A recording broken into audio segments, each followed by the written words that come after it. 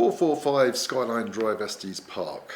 It has been listed for $829,990 and it's on a 7,616 square foot lot ranch that comprises of 1,659 square feet of living space, 3 bedrooms, 2 bath and a 2-car garage.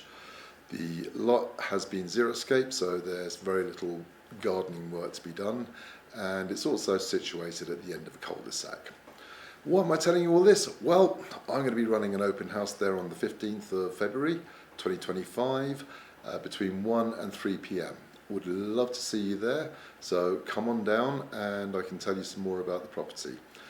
I am also trying with the local Remax office to have an open house on 456 Skyline Drive, so it's within a 1 to 2 minute walk.